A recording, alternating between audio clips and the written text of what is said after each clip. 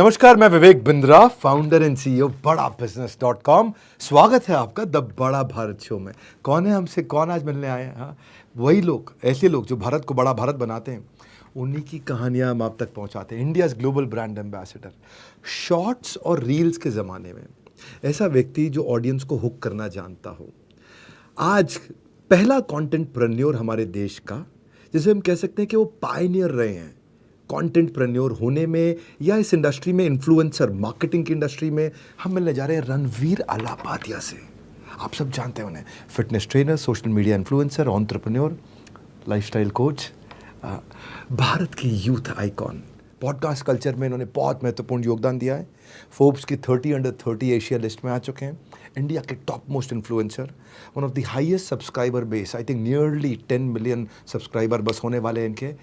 One of the best guys, people like to listen, youth इनको बहुत सुनता है, पसंद करता है। कंटेंट क्रिएशन और इन्फ्लुएंसर मार्केटिंग का आज संपूर्ण ज्ञान। स्वागत है आपका सर। ये मेरे लिए बहुत बहुत बड़ा ऑनर है। थैंक यू कि आप हमें आपके शो पर होस्ट कर रहे हैं। आपसे बात करने का मौका ही मेरे लिए बहुत बड़ा ऑनर है, तो to be on your show is something else. So आज मैं सबको बताना चाहता हूँ कि आज बताएंगे कि कैसे पैसे कमाए जाते हैं। हाँ, बियर बाइसेप जिसने इतने पैसे कमाए हैं अभी तक, और लोगों को सिखा भी रहे हैं, और लोगों के लिए भी उन्होंने बिल्ड किया है। कहते हैं कि शब्द शब्द संभाल कर बोलिए, शब्द के नहीं है हाथ और पाँव, एक शब्द में है औषधि और उसी शब्द में है घाव। वाह। तो you are one of the earlier ones who started making money. Content बना के पैसा कमाया, सिखा भी रहे हैं। आज ये बताइए कि कैसे मोनेटाइज करें, सबसे पहले मोनेटाइज कैसे करें? बिकॉज आई हर्ड जब आपने शुरू किया तो आपको आई थिंक कुछ 5-7 हज़ार रुपये मिला था, कुछ इंस्टाग्राम पे डाल के। एक फ़ोटो ले ली एनर्जी ड्रिंक के साथ, खाने के साथ, और उसके लिए 7,000 रुपये मिले थे। पर उसके बाद हमने कॉन्स्टेंटली स्केल अप कर दिया प्राइसेस को, एंड वो स्केलिंग अप कभी स्टॉप नहीं हुई है। अगर कभी हम प्लेटो हो जाते हैं, यानी कि स्टैग्नेट हो जाते हैं, यानी कि हमारी रेट्स बढ़ते नहीं, तो मैं और मेरे मैनेजर, जो मेरे को फाउंडर भी है मंक एंटरटेनमेंट में, we have an internal breakdown conversation कि यार 6 महीने हो गए, स्केल अप क्यों नहीं हुआ, means we are doing something wrong. तो बस यही मेंटालिटी रखी है, और one thing after another things grew. तो आपने नए लोगों को आज अगर टिप देना है तो वो मोनेटाइज करने के लिए कैसे शुरू करें? स्ट्रेट फॉरवर्ड टिप दूंगा, पहले व्यूज़ के पीछे भागिए। हाँ, ये सच है। व्यूज़ के पीछे भागे, फॉलोअर्स के पीछे भागे, सब्सक्राइबर्स के पीछे भागे, और बहुत ज़्यादा organic free of cost content कीजिए। ब्रांड्स खुद आ जाएंगे, या तो ब्रांड्स आ जाएंगे या तो कोई एजेंसी आ जाएगी, पर दोनों सिचुएशन में आपके लिए तब फ़ायदे हैं। पहले ये मान के चले कि 1 साल के लिए शायद आप कोई पैसे नहीं कमा पाएंगे, पर उस 1 साल में जी जान लगा दीजिए व्यूज़ के लिए और सब्सक्राइबर्स के लिए। ये ऐसा होना चाहिए कि अगर आपको लगे कि मुझे पैसा नहीं भी कमाने को मिले तो भी अच्छा लगा, जी हाँ, है ना, तो तभी वो जान लगा पाएगा। और अगर कोई पैसों के लिए कंटेंट क्रिएटर बन रहा है तो वो नहीं कर पाएंगे, वो उसका बहुत उत्साह टूट जाएगा। बहुत मुश्किल जॉब। पैशन का एलिमेंट चाहिए आपको।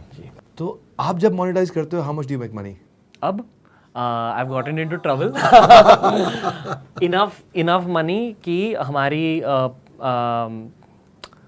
4 कंपनीज, और सिर्फ बियर बाइसेप्स में कुछ 30 या 40 लोग काम कर रहे हैं। 30 लोग फुल टाइम सैलरीज पे हैं। So it's very good money. और बाकी के जो 3 बिजनेसेस हैं, उनमें से 2 बिजनेस मैं बूटस्ट्रैप कर रहा हूँ बियर बाइसेप्स की इनकम से, तो अच्छी इनकम है। तो आप अपने एक्सपीरियंस से बताइए कि क्या 4-5 स्टेप्स होते हैं, मतलब पेड इन्फ्लुएंसर बनने के लिए 3-4 स्टेप्स क्या होने चाहिए? पहले व्यूज़, सब्सक्राइबर्स, फॉलोअर्स, ये ब्रांड्स देखते हैं डेफिनेटली। दूसरी चीज़, आपका खुद का एक ब्रांड इमेज होना चाहिए, मतलब एक आइडेंटिटी क्लियर होनी चाहिए। जी, कि आप अलग कैसे हो और क्यों। एंड ये देखो, मैंने भी बेसिकली मैं फिटनेस कंटेंट बना रहा था, बहुत सारे लोग फिटनेस कंटेंट बना रहे थे, बट उनके चैनल का नाम अलग नहीं था। उनके चैनल का नाम वो खुद का नाम रखते थे, जो भी रोहन शाह या राकेश पवार। पर अगर आपने बियर बाइसेप्स नाम सुन लिया, वो आपके दिमाग में रह जाता है। वो मेरी ब्रांड स्ट्रैटेजी थी। एक ब्रांड स्ट्रैटेजी होनी चाहिए कि आप किस चीज़ के लिए जा सकते हो बाद में। पिछले साल भर में 1,000 करोड़ रुपए पे किया गया है हमारे देश में इन्फ्लुएंसर्स को। मार्केट इज ग्रोइंग बाय 35% और this is expected to reach at 3,000 crore next year end में, कि 3,000 करोड़ रुपए बांटा जाएगा इन्फ्लुएंसर्स को। Number is continuously growing. आपने बताया ब्रांड बेसिकली आपकी रीच, आपके फॉलोअर, आपके लाइक्स, वो सब देख रहा है। ब्रांड आपकी आइडेंटिटी देख रहा है। आपसे पूछना चाहूँगा कि और ब्रांड क्या ढूंढ करके पहुँचता है, इसको मैं ज़्यादा देने को तैयार हूँ। क्वालिटी ऑफ ऑडियंस, फिर ब्रांड वैल्यू, यानी कि देखो जब आप एक इन्फ्लुएंसर मार्केटिंग कैंपेन कर रहे हो तो आपका जो ब्रांड है उसका ब्रांड इमेज रब अगेंस्ट होता है उस ब्रांड के इमेज से। मतलब अगर उस ब्रांड को एक ब्रांड क्लीन अप भी चाहिए और उन्होंने मान लो प्राजक्ता कोहली के साथ काम किया, उस ब्रांड को क्लीन अप मिल जाता है क्योंकि प्राजक्ता कोहली का इमेज इतना ज़्यादा साफ है। सो वो ब्रांड वैल्यू नाम की भी ऐसी चीज़ होती है। और थर्ड आई वुड डेफिनेटली से कि जिस तरह से अगर आप बिजनेस स्टार्ट करने जा रहे हो आपको वो क्या कहते हैं टैम नाम की एक चीज़ होती है, टोटल एड्रेसेबल मार्केट, कि इस प्रोडक्ट के लिए इस सर्विसेज इस प्रोडक्ट के लिए इस सर्विस के लिए मार्केट कितना बड़ा है। उसी तरह से अगर कंटेंट के अकॉर्डिंग आपका टैम बहुत बड़ा होगा या बहुत हाई क्वालिटी होगा, जैसे कि मान लो फिनटेक के इन्फ्लुएंसर्स, फाइनेंस के इन्फ्लुएंसर्स आजकल बहुत पैसे कमा रहे हैं इन्फ्लुएंसर मार्केटिंग के थ्रू, क्योंकि उनके ब्रांड डील के रेट्स भी बहुत ज़्यादा हाई होते हैं, क्योंकि वहाँ उनकी ऑडियंस का स्पेंडिंग पावर बहुत ज़्यादा है। इसमें एक ट्वीट का क्या पैसा मिल जाता होगा फाइनेंस को कि हाँ, किसी फाइनेंस में यार आप थोड़ा बता सकते हैं कैटेगरी वाइज? अगर मान लो एक ट्वीट, एक पोस्ट। ट्विटर एक बहुत स्पेशल प्लेटफॉर्म है फर्स्टली, क्योंकि वहाँ इंडिया की सबसे जो क्रीम ऑडियंस है वो ट्विटर पे है और ये बहुत कम लोग जानते हैं। एंड आजकल रीजनल ट्विटर भी ग्रो कर रहा है, यानी कि देवनागरी स्क्रिप्ट में ट्विटर। आई फील कि हर किसी को ट्विटर पर होना चाहिए for the same reason. Specially अगर आप कंटेंट क्रिएशन को एक मेन करियर के नज़रिए से नहीं देख रहे हो, एक साइड क्या बोलते हैं साइड हसल, साइड इनकम के नज़रिए से देख रहे हो, definitely grow on Twitter and LinkedIn. Twitter LinkedIn को मैं एक ही कैटेगरी में डाल दूंगा। अगर ट्विटर पे आपके 100K फॉलोअर्स हैं, 1 लाख फॉलोअर्स हैं, तो एटलीस्ट आप मिनिमम 50,000 रुपीज़ फॉर 1 ट्वीट कमा सकते हो, आई एम श्योर। अच्छा जी। ओके। और इंस्टाग्राम मान लो अगर आपका ब्रांड सिमिलर ऑन इंस्टाग्राम? नहीं इंस्टा ट्विटर के 1 lakh follower is equivalent to 1 million followers on Instagram, ऐसे कहना चाहूँ आज के ज़माने में। तो आपको खुद देखना चाहिए, अगर आप वीडियो नहीं बना सकते और अगर आप राइटिंग बहुत अच्छे से कर पाते हो, ट्विटर पर फोकस कीजिए, ट्विटर और लिंक्डइन। इंस्टाग्राम पर ये मैं बहुत रॉ नंबर्स दे रहा हूँ सर, एक्चुअली आप मैथ्स नहीं लगा सकते इस पर, क्योंकि ब्रांड वैल्यू की भी एक जगह होती है पूरी गेम में, तो नंबर्स के अकॉर्डिंग आप कभी वैल्यू नहीं लगा सकते। इवन यूट्यूब पे अलग यूट्यूब चैनल्स के CPMs और अर्निंग्स अलग होते हैं, and it totally depends on the kind of quality of audience. पर मैं इंफोटेनमेंट की बातें करूँगा। एक फाइनेंस इन्फ्लुएंसर या कोई ऐसा कंटेंट क्रिएटर जो बहुत समझदार कंटेंट बना रहा है, मान लो अगर उनके 1 मिलियन फॉलोअर्स है इंस्टाग्राम पर, तो एक रील के लिए आई एम श्योर वो एटलीस्ट 2 लाख या 3 लाख चार्ज कर सकते हैं, एटलीस्ट एक रील के लिए, 30 सेकंड के रील के लिए। ओके, 30 सेकंड के रील रफली, ये मैं बहुत रॉ नंबर्स दे रहा हूँ। कैमरा के सामने बोलना अभी भी लोगों को डर लगता है, they want to do it. I know there is a girl who is working in my company and you know she was my IBC, और एक दिन बोली कि मेरे पास ना थोड़े दिन के लिए मुझे जॉब पे रख लो, I don't want to be a freelancer. तो हमने रखा, पर लेकिन उसके अंदर एंटरप्रेन्योर है। तो बोली विवेक सर मेरे को अपना स्टूडियो यूज़ करने दो, है ना। वो स्टूडियो यूज़ करती है, इतना अच्छा बोल नहीं पाती है। वो मुझसे पूछती है कि मैं क्या करूँ। मैं सोचता हूँ मैं कई बार इसको टाइम नहीं दे पा रहा हूँ उनको, मतलब she is coming from very poor background, कहीं से फाइनेंशियली डिफिकल्ट सिचुएशन, कहाँ झारखंड से आई हैं। तो अगर आपने उनको टिप देना है कि कैमरा के सामने बोले कैसे यार, किस चीज़ का ध्यान रखे, तो क्या टिप देंगे आप? पहले क्या टिप देंगे कि मैंने बहुत कुछ आपसे सीखा, आपका नंबर 1 टिप क्या है? मेरा नंबर 1 टिप बड़ा सिंपल है। मेरा टिप है 10% कंटेंट, ठीक है, 20% वैल्यू आता है किस टोन में आप कंटेंट बोल रहे हैं, और 70% आपकी बॉडी लैंग्वेज। आपकी बॉडी लैंग्वेज कैसी है, कितना बॉडी लैंग्वेज में जोश है, उत्साह है। What's your tip? My tip is, जो कैमरा आपके सामने है उसमें आपको अपने बेस्ट फ्रेंड को देखना चाहिए। ये मान लो कि कैमरा आपका बेस्ट फ्रेंड है, जैसे मेरा बेस्ट फ्रेंड एक अनुरित कांति नाम का बंदा है, तो मैं उसका चेहरा डाल देता हूँ कैमरे में। इनिशियली ये मेरी स्ट्रैटेजी होती थी पहले। अब आई फील कि अगर आपको कोई भी चीज़ कहनी है, आपको उस चीज़ की क्लैरिटी होनी चाहिए आपके दिमाग में। तो अगर आप किसी सब्जेक्ट के बारे में बात कर रहे हो तो पहले उस सब्जेक्ट के बारे में सीखो, प्रिपेयर करो, फिर बात करो, जस्ट प्रेपरेशन। पर ऐसी बातचीत में I feel you should forget कि देयर आर कैमरास, खुल के रहो। मतलब it's a little difficult strategy, पर ये एक साइकोलॉजिकल ट्रिक होती है। अगर आप भूल गए कि कैमरा आपके सामने है तो आप खुल के बात करोगे, आई फील।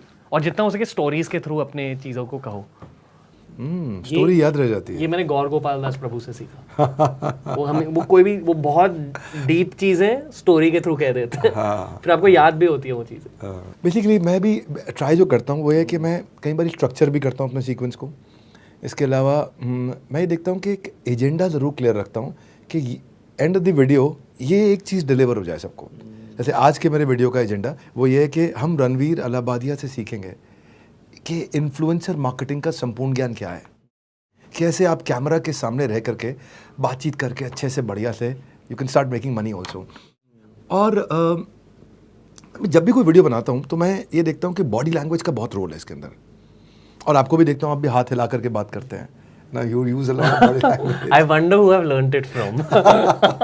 नहीं, आपसे भी सीखा है, संदीप महेश्वरी जी से भी सीखा है, गौर गोपाल दास प्रभु, क्योंकि शायद आप तीनों स्पिरिचुअल हो तो वो भी एक एलिमेंट हो जाती है। मतलब जो जिन शब्दों का इस्तेमाल आप करते हो it is coming from a spiritual place, उसका सोर्स स्पिरिचुअली होता है। तो एनीवे ये दीज आर माय 2 सेंट्स। ये लंबे वीडियो फॉर्मेट में भी बहुत सक्सेसफुल रहे हैं, जो कि फॉर्मेट बहुत डिफिकल्ट है इतनी सक्सेस अचीव करना। I want to congratulate you to begin with. ऐसा कहते हैं कि अगर आप अपनी बात को एक लाइन में नहीं कह सकते तो अपनी बात को 1 घंटे में भी नहीं कह सकते, पर आप अपनी हर बात को एक लाइन में बहुत अच्छे से कह देते हैं, ये भी सच है। तो उसका मतलब इसीलिए 1 घंटे तक इतनी अच्छी बात कहते रहते हैं। तो कंटेंट बनाने के लिए अगर आज इन्फ्लुएंसर मार्केटिंग कंटेंट प्रेन्योर के लिए, इन सब लोगों के लिए जो देखना चाहते हैं, आपको सुनना चाहते हैं, समझना चाहते हैं, आपकी अंदर की कहानी जानना चाहते हैं, अच्छा कंटेंट बनाने के लिए पेशेंस चाहिए, क्वालिटी कंटेंट, कंसिस्टेंसी, ऑडियंस के लिए बहुत वैल्यू चाहिए। तो आप जब अपना कंटेंट बनाते हो तो किन चीज़ों को ध्यान में रखते हो? सर फर्स्ट एंड फॉरमोस्ट मतलब ये स्टार्टअप की दुनिया का भी रूल है, कंटेंट क्रिएशन का भी रूल है, आपको एक बहुत अच्छा ऑब्जर्वर बनने की ज़रूरत होती है। आपको ये ऑब्जर्व करना चाहिए कि कल्चरली किस टाइप का कंटेंट एक्सेप्टेड हो रहा है, किस टाइप का कंटेंट पॉपुलर हो रहा है।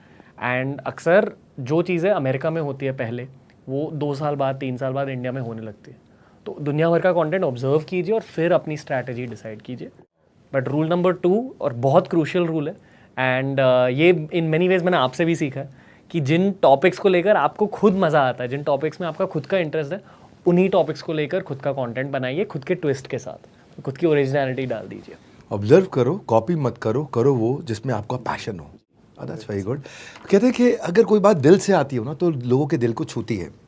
और मैं भी जब कंटेंट बनाता हूँ तो मैं कुछ चीज़ों का खास ध्यान रखता हूँ कि कंटेंट क्या, वो कंटेंट बहुत अनयूजुअल इन्फॉर्मेशन है, बहुत यूज़फुल इन्फॉर्मेशन है, एक कोहेरेंट थीम, एक सेंट्रल मैसेज है, क्या उसमें को बहुत स्ट्रॉन्ग इमोशन है, क्या वो किसी कम्युनिटी को बहुत पसंद आने वाला है, क्या बहुत शेयरेबल कंटेंट है। कंटेंट बना रहा हूँ मैं बहुत साल से, आई थिंक लोग वीडियोस देखते हैं, पसंद करते हैं। तो आप जब करते हो तो क्या लगता है कि शेयरेबल कंटेंट कैसे बनेगा, या आप इसके क्या टिप्स देना चाहेंगे सबको? सर जो चीज़ें लोग खुद कहना चाहते हैं पर कह नहीं सकते, अगर उन्हें वो चीज़ें कंटेंट में मिल गई तो वो शेयरेबल कंटेंट बन जाता है। That's one rule. और दूसरा rule I feel internally Beer Biceps के पूरे ऑर्गेनाइजेशन में हम टाइटल और थंबनेल पर बहुत ध्यान देते हैं। Title and thumbnail is your win or lose on YouTube. Is it? 100% आज के ज़माने में। और आजकल हम थोड़ा ह्यूमर भी ला रहे हैं कंटेंट में। आई फील कि दुनिया में हंसी की भी ज़रूरत है। और पहले 2015 में जब यूट्यूबर्स यूट्यूब कंटेंट बनाते थे तो तब फाइट होती थी वैल्यू ऐड की, क्या कि हम इस कंटेंट पीस में वैल्यू डाल पा रहे हैं या नहीं। आजकल फाइट हो गई है रिटेंशन की, यानी कि क्या ये कंटेंट पीस एंटरटेनिंग है, ग्रिपिंग है कि नहीं। और वो ग्रिप आपको ह्यूमर से मिल जाता है। तो कॉमेडी भी थोड़ी डालनी पड़ती है आजकल वीडियोस में। ये थंबनेल और टाइटल का आपने बात किया, हम भी बहुत ध्यान देते हैं। और मैं कई बार टीम से बोलता हूँ कि यार कुछ सरप्राइज होना चाहिए उसके अंदर, थंबनेल में कुछ इंटरेस्टिंग क्वेश्चन हो, कोई गोल्डन स्टेटमेंट हो, कोई डेटा, फैक्ट, स्टैटिस्टिक्स, कोई स्टोरी, कोई हुक होना चाहिए। तो जो लोग कई बार इसमें बहुत कॉमनली बहुत मिस्टेक भी कर देते हैं। तो अगर आपने बोला कि थंबनेल और टाइटल टैग बहुत इंपॉर्टेंट है, तो आप क्या ध्यान रखते हो उसमें? अगर हो सके तो हम हमेशा खौफ डाल देते हैं थंबनेल में। थोड़ी डार्क स्ट्रैटेजी है, पर अगर आपने खौफ डाल दिया थंबनेल में, डर डाल दिया, लोग क्लिक करते हैं, पता नहीं क्यों। और ये दुनिया भर का एक रूल है। तो फर्स्ट एंड फॉरमोस्ट भूत प्रेत राक्षस नहीं पर हम ट्राई करते हैं डेफिनेटली, उससे मैक्सिमम क्लिक्स जनरेट होते हैं। और दूसरी चीज़ वही कि आपके कंज्यूमर के दिमाग में एक सवाल उठना चाहिए कि यार ये क्यों, ऐसे ऐसे क्यों लिखा है थंबनेल में, कुछ मिस्ट्री, कुछ क्यूरियोसिटी, ऐसे इमोशंस फील होनी चाहिए आपके कंज्यूमर को। आप इतने पॉपुलर है आज रणवीर, मैं सबके सामने कहना चाहता हूँ what I love about you, I want to talk about you. I love your humility, I love your persona, I love your original जो आपका एक इंसान है वो सामने निकल करके आता है। मेरे को लगता है कि आपके अंदर ना डुप्लिसिटी नहीं है, इसलिए बस ऐसे ही मेरा मन कर रहा था, अपने आप को रोका हुआ है इतनी देर से, आपकी तारीफ करने का मन कर रहा था. So I wanted to say that. लेकिन कभी कभी आपसे भी छोटी मोटी गलती हुई होगी और आपने भी सीखा होगा उससे. तो कौन सी गलती है जो आप लगता है कि आप बता देना चाहते हो आज सबके सामने कि मुझसे ये गलती हुई और ये आप मत करो? मेरे जो को फाउंडर है विराज हेड, वो मुझे ये 4 साल पहले 5 साल पहले भी कहते थे कि डोंट बी प्रीची. तो ये मैं समझता नहीं था कि इसका मतलब क्या है.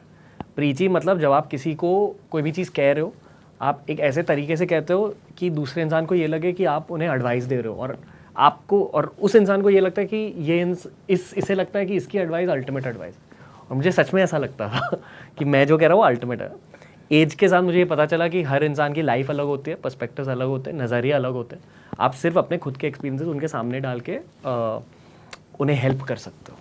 तो मैंने ये गलती की है कि मैं बहुत प्रीची होता था और मेरा कंटेंट भी बहुत ज़्यादा प्रीची था.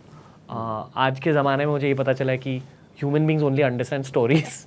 स्टोरी टेलिंग पर ध्यान दीजिए, वो स्किल को बढ़ाते रहिए. और एक टाइम के बाद जितनी मोटिवेशन आप खुद के लाइफ के एक्सपीरियंसेस से दे रहे हो वो बंद हो जाती है. अगर आपको मोटिवेशन कंटिन्यूसली देनी है, आपको भगवत गीता की ओर जाना चाहिए, वहाँ से नॉलेज लेकर दूसरे लोगों के पास लाने चाहिए, जो आप कर रहे हो, जो मैंने आपसे जेन्युइनली सीखा. कई बार ना लोगों को कठोर बातें भी बोलनी पड़ती हैं, डिफिकल्ट बात भी बोलनी पड़ती है. और मेरा मानना है कि जब सच बोलना हो ना, जो कि बहुत कड़वा हो, ऐसे बोल दो कि सामने वाला हंस दे. अदरवाइज दिल के लिए. अगर आपको कोई टफ बात कहनी तो आप कैसे कहते हैं? मैं उस बात का बैकग्राउंड दे देता हूँ पहले. पूरा मतलब जो मेरे दिमाग में है मैं पूरी वल्नरेबिलिटी के साथ, एज इन जो भी दिमाग में पहले टेबल पे रख देता हूँ कि देखो मैं ये इसलिए पूछ रहा हूँ या कह रहा हूँ, और फिर मैं वो बात कह देता हूँ और उसके बाद जोक्स डाल देता हूँ या एक पोस्ट ये भी कह देता हूँ. पर आई फील कि अगेन ऑब्जर्वेशन की स्किल यहाँ यूज़ होती है. अगर मेरे खुद के करियर में सामने वाला कंफर्टेबल है कि नहीं, और अगर कंफर्टेबल है तो कैन यू गो डीपर. मतलब अगर उन्हें ठीक लगा कि आपने कोई ऐसी डार्क चीज़ कह दी या बुरी चीज़ कह दी, तो पुश द बाउंड्रीज. पॉडकास्ट भी इसीलिए चल रहे क्योंकि आई फील कि वी पुश द बाउंड्री. जहाँ लोगों को नहीं जाना है वहाँ हम उन्हें लेके जाते हैं. That's the core of a good interview और पॉडकास्ट. मन तो मेरा भी कर रहा है मैं बोलूँ, अपने आइडियाज भी दूँ साथ साथ. I also make lot of content. जी, मैं क्या करता हूँ कई बारी a little bit of jokes. मैंने मारवाड़ी वीडियो में मैंने कुछ जोक्स डाले थे. If you've seen that video, देखा. फैंटास्टिक. मेरे को पर्सनली बहुत पसंद आया. मिठाई की दुकान पे बोला हमको नौकरी पे रखना है किसी को, और नौकरी पे रखना है, बोला किसको रखोगे? नौकरी पे उसी को रखूंगा जिसको डायबिटीज हो. ये मारवाड़ी ऐसे सोचता है जी. थोड़ा इमेजिनेशन, थोड़ा एक्सट्रीम इमोशन, थोड़ा सरप्राइज, थोड़ा हुक, थोड़ी एम्पैथी. मैं अपनी कंटेंट की टीम को बोलता हूँ कि जब भी कोई कंटेंट बनाना हो ना, आप लोग को पहले मैं बताऊँ, आज फर्स्ट टाइम बता रहा हूँ सबके सामने, मेरा कंटेंट मैं खुद बनाता हूँ, है ना. I like to make my content on my own. फिर भी अगर बनाना हो, अगर आपको किसी के लिए भी, अपने लिए भी, हर कंटेंट के बाद ना, हर लाइन के बाद ये देखो कि इसमें कोई एक्सट्रीम इमोजी क्वालिफाई कर रहा है कि नहीं. 16 इमोजीज की फोटोग्राफ डाल लो. कौन से हैं? सरप्राइज है, लाफ्टर है, भयंकर क्राइंग है, बहुत हैप्पी है, जप्पी मारने वाला है, हार्ट शेप है, कुछ भी है. और हर लाइन के बाद सोचो कि कोई एक एक्सट्रीम इमोशन बाहर आ रहा है कि नहीं आ रहा. That works for me. पता है बहुत सारे यूट्यूबर्स, कंटेंट क्रिएटर्स आजकल कोर्सेज बेच रहे हैं कम्युनिकेशन के, how to be a YouTuber के. पर अगर ये कंटेंट आप फ्री ऑफ कॉस्ट डाल रहे हो आपके यूट्यूब चैनल पे, this is a very valuable insight. मतलब जो आप अभी कैमरे पे कह रहे हो, these are very deep communication tricks. आपके 7 साल के एक्सपीरियंस से मैं एक सवाल पूछना चाहता हूँ, इन इन्फ्लुएंसर्स को कौन से प्लेटफॉर्म पे जाना चाहिए, कहाँ से इनको ब्रांड डील अच्छी मिलेंगी? तो रणवीर अलाहाबादिया आज the influencer of the country. आप कैसा फील करते हो? You have reached where you want to reach, what's the next step?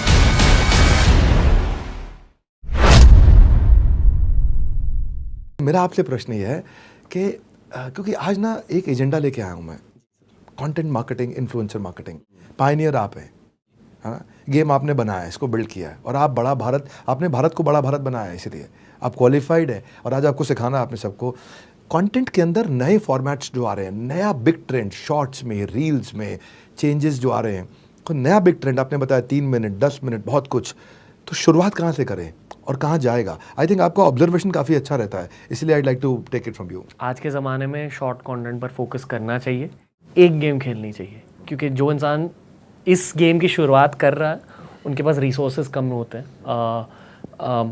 Spending power कम होता है, उस हिसाब से फोकस ऑन शॉर्ट कंटेंट। जितना ज़्यादा आप शॉर्ट कंटेंट गेम को दूर लेके जा सकते हो उतना ज़्यादा बेहतर है आपके लिए।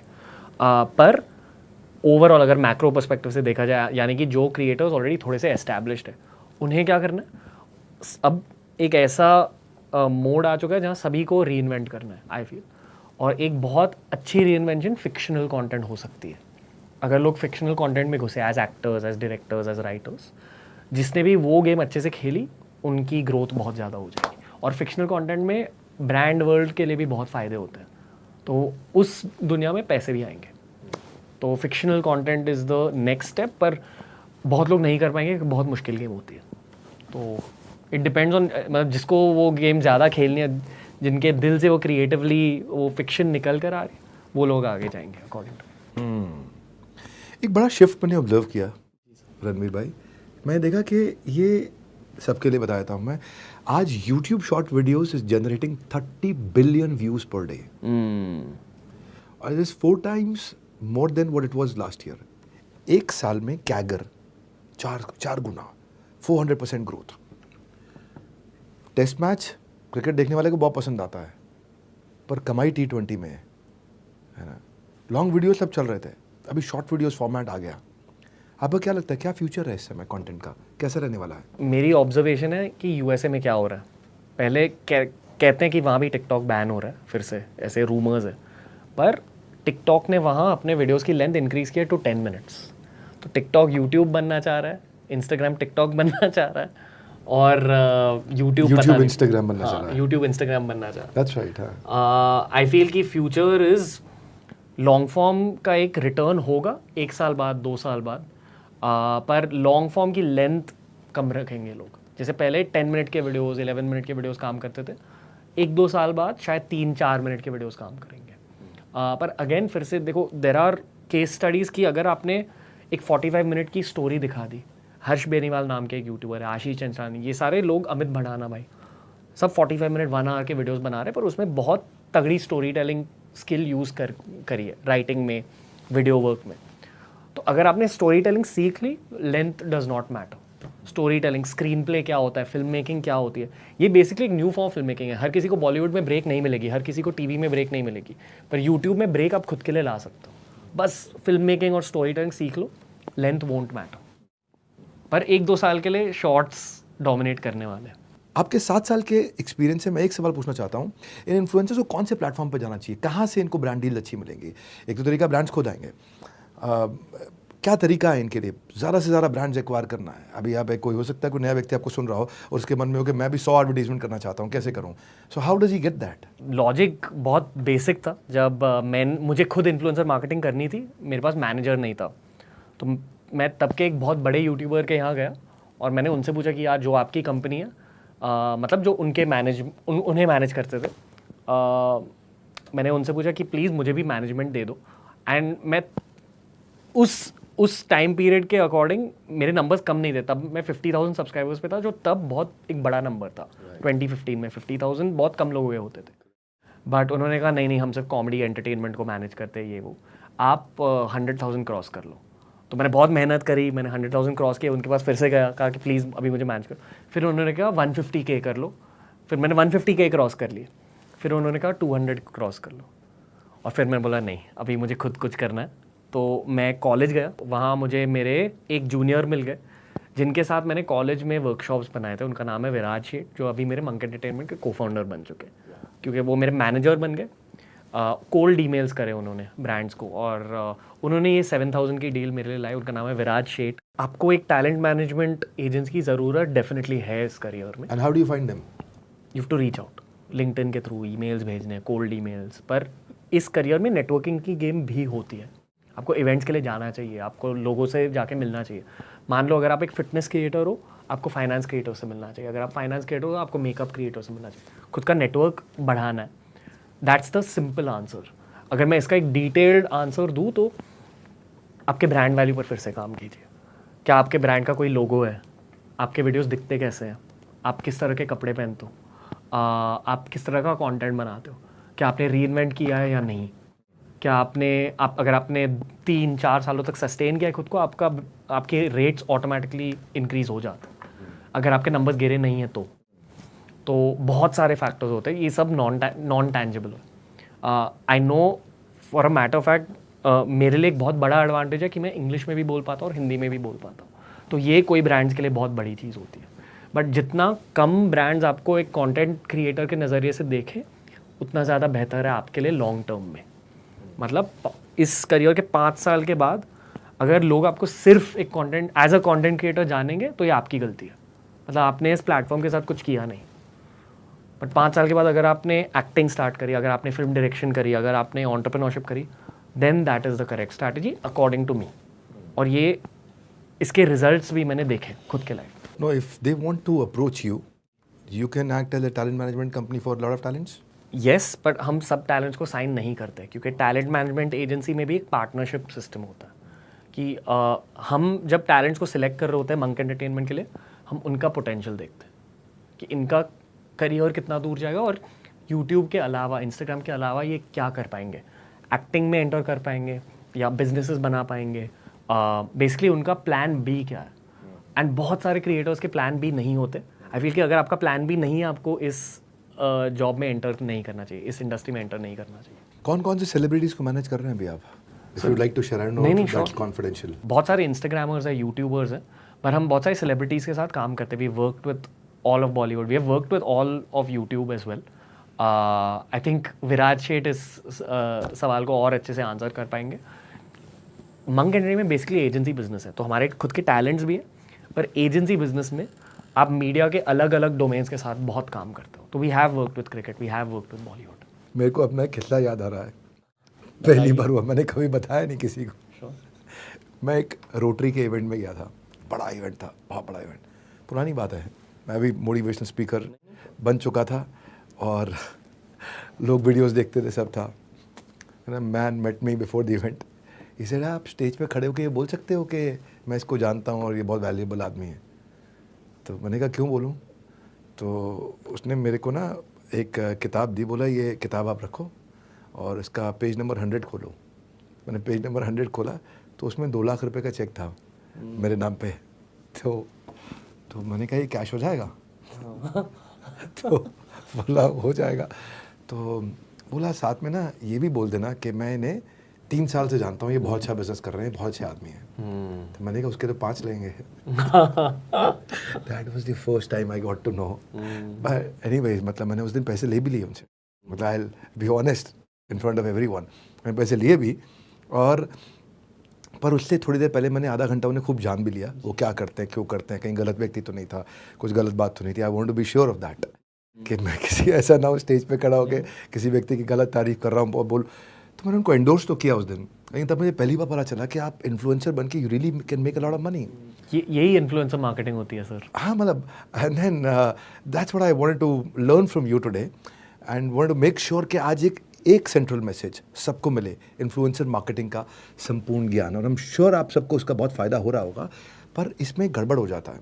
जो मैंने यहाँ पे एक चीज़ अच्छी करी, इसके लिए मैं श्योर हूँ कि मैंने आधा घंटा उनसे बातचीत कर लिया। पहले एक क्रिप्टो कंपनी आई सिंगापुर की भारत में, उसको 4 इन्फ्लुएंसर्स ने इंडिया में बहुत प्रमोट किया। क्रिप्टो एफडी कंपनी बंद हो गई, लोगों ने वहाँ पे खर्चा भी किया, जो भी किया, इन्वेस्ट भी किया, उनका पैसा डूब गया। फिर इन्फ्लुएंसर्स के अगेंस्ट भी हो गए लोग कि आपके कारण हमने किया है। तो ऐसे केस में आप लोगों को क्या सुझाव देना चाहेंगे, लोग किस बात का ध्यान रखें? इन्फ्लुएंसर के करियर में आपको पैसों के पीछे नहीं भागना चाहिए, दैट्स द की। अगर आप किसी ब्रांड को प्रमोट कर रहे हो खुद के चैनल पे, उस ब्रांड पर रिसर्च करना चाहिए जिस तरह से आपने उस इंसान पे किया। दूसरी बात, अगर आप खुद वो ब्रांड नहीं यूज़ करोगे तो प्रमोट मत कीजिए। अगर आपने सिर्फ व्यूज़ और सब्सक्राइबर्स पर ध्यान दिया, ग्रोथ पर ध्यान दिया, सही वाले ब्रांड्स खुद आ जाएंगे। तो रणवीर अलाहाबादिया आज the influencer of the country, हाँ, यूथ के लिए बहुत आप पसंद करते हैं। तो आप कैसा फील करते हो? You reached where you want to reach, what's the next step? Sir, I have reached where I set out to reach, यानी कि 22 साल की उम्र में जो भी अचीव करना था वो हो गया। पर अब मुझे भारत का नाम एक इंटरनेशनल स्टेज पर लेके जाना है, और इसके पीछे बिजनेस लॉजिक भी है। मतलब इमोशनल लॉजिक डेफिनेटली है, क्योंकि मैं भारतीय हूँ, मैं बहुत पेट्रियाटिक हूँ, पर बिजनेस लॉजिक ये है कि आई फील भारत के पास बहुत सारी ऐसी चीज़ें, ऐसी नॉलेज है जो इंटरनेशनल ऑडियंसेस को चाहिए पर उन्हें मिल नहीं रही। सिर्फ एक ही इंसान है, उनका नाम है जय शेट्टी, जो इंटरनेशनली फेमस है, भारत का नाम आगे लेके जा रहे हैं। पर उस इंटरनेशनल मंच पर एटलीस्ट 10-20 भारतीयों की जगह है, तो मैं उनमें से या तो होपफुली पहला बनना चाहता हूँ। I feel the only other Indian was broken out is Priyanka Chopra, पर वो भी एक डोमेन में ब्रेकआउट कर चुके हैं। मुझे ये मतलब जो हमारे कल्चरल नॉलेज के पीसेस हैं, आयुर्वेद के पीसेस हैं, योगा के पीसेस हैं, कुछ पीसेस को इंटरनेशनल ऑडियंस की ओर लेके जाना है मुझे। तो जैसा कि मैं हमेशा कहता हूँ कि अगर इंटेंट अच्छा होगा तो कंटेंट हमेशा अच्छा होगा। और रणवीर, ये वो व्यक्ति है, रणवीर अलाहाबादिया, इसका इंटेंट कितना प्योर है आपको खुद महसूस हुआ होगा। He is an honest guy. I really love him for his honesty, for his humility. और रणवीर, आपने अपनी मेहनत से कितने लोगों को इंस्पायर किया है और आज भी आपने बहुत लोगों को इंस्पायर किया, तो thank you very very much first of all. और आपसे सीखा है कि एक असली कंटेंट जो है ना, वही सबसे बड़ा सेल्स टूल है दुनिया का, है ना। और अगर जाने से पहले एक मैसेज आपको देना है तो आप क्या मैसेज देना चाहेंगे? पहले हमारे मम्मी पापा की जनरेशन कहती थी कि अगर बिज़नेस करना है तो आपको डेफिनेटली MBA करने की ज़रूरत है, और फिर विवेक बिंद्रा जी की एंट्री हुई बिज़नेस की दुनिया में। आई फील कि अगर बिज़नेस करना है तो टूल्स लाइक badabusiness.com ये एक फ्यूचर है। पर उसी बिज़नेस की जर्नी में अगर आपको एक अनफेयर एडवांटेज चाहिए तो खुद का पर्सनल ब्रांड खड़ा कर दीजिए। Personal brands are the future of business. और हमने इन्फ्लुएंसर मार्केटिंग की बात करी, पर एक्चुअली आई थिंक ये कॉन्वर्सेशन पर्सनल ब्रांड्स के बारे में भी थी। तो पर्सनल ब्रांड पर फोकस कीजिए, और पर्सनल ब्रांड आपका तब स्टार्ट होगा, तब ग्रो होगा, जब आप खुद उसकी शुरुआत करेंगे ट्विटर पर या लिंक्डइन पर या इंस्टा पर या यूट्यूब पर आपको अब से शुरुआत करनी चाहिए। पर्सनल ब्रांड एक बहुत बड़ा एंट्री बैरियर हो सकता है। आई थिंक वो एक इतना बड़ा एंट्री बैरियर बन जाता है और कई बार एग्जिट बैरियर भी हो जाता है। स्वामी रामदेव एक पर्सनल ब्रांड है, और जो लोग पतंजलि का सामान खरीदते थे, बीच में एक ऐसा समय आया कि लोगों ने पतंजलि के थैले से जब सामान लेके आते थे तो उनको लगता था कि मैं थोड़ा देशभक्ति का काम करके आया हूँ, राइट। सो ये ब्रांड की आइडेंटिटी, पर्सनल ब्रांडिंग का कितना बड़ा इम्पैक्ट हो सकता है वो हम समझ सकते हैं। मुझे लगता है कि ये वीडियो जो है ना, आप कोई भी व्यक्ति पेड इन्फ्लुएंसर बनना चाहता है, मैं आपसे बोलना चाहता हूँ, कोई फ्रीलांसर है, कोई कंटेंट मार्केटिंग, इन्फ्लुएंसिंग, या कोई भी इस तरह की पढ़ाई भी जो अभी कर रहा है, या कोई एजेंसी के साथ काम कर रहा है, करना चाहता है, या कोई ब्रांड है, उन सबको आप शेयर करिए। वीडियो उनके लिए बहुत वैल्यूबल रहने वाला है। और नीचे अगर आप कमेंट बॉक्स में बताएं कि आपकी लर्निंग क्या थी, आपको क्या बात अच्छी लगी, और ये भी बताएं कि अगले बुधवार आप किससे मिलना चाहते हैं। द बड़ा भारत के इस शो में आने के लिए आप सबका बहुत बहुत धन्यवाद, बहुत बहुत बधाई। रणवीर अलाहाबादिया से आपने बहुत सारी चीज़ें सीखी। वर्ल्ड के नंबर 1 एंटरप्रेन्योर यूट्यूब चैनल पे आने के लिए, सब्सक्राइब करने और करवाने के लिए, इस वीडियो को सब तक पहुंचाने के लिए पहले आप सबका हृदय की गहराई से प्रेमपूर्वक बहुत बहुत धन्यवाद। रणवीर, आपका विशेष धन्यवाद। सर थैंक यू इस एपिसोड के लिए, और जितनी नॉलेज आपने इंटरनेट पर अपलोड करी है उसके लिए भी बहुत बड़ा थैंक यू सर।